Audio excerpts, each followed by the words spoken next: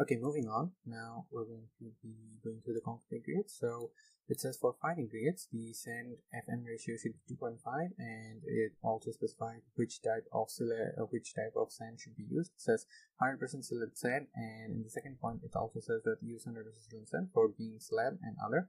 And the first point is actually for column and footing, and the second point is for beam, slab, and any other members of the structure that are not column and footing.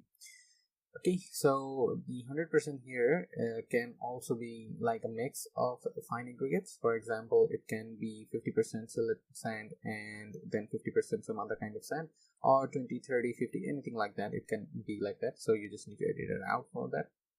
And after that, it also specifies the coarse aggregates.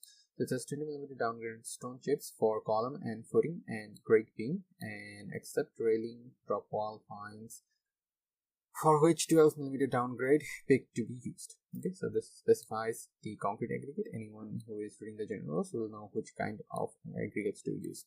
After that, we have water. It says potable water to be used in concrete mix. So why potable? The reason for potable water is that it doesn't have any kind of pollutants that could react with the concrete mixture and degrade the quality of the concrete. That is why potable water is always mentioned to be used.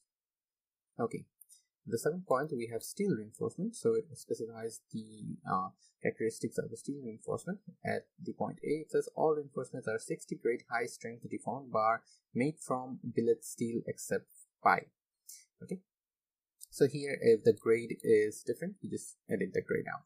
Right after that, it says yield strength. It specifies the yield strength, and then it also here, if you read it out, you can see that it also specifies the characteristics that you're going to be getting if you conduct the test. If when you're conducting the test, if these characteristics are not found, or while buying the steel, if these characteristics are not found, then you should not buy them.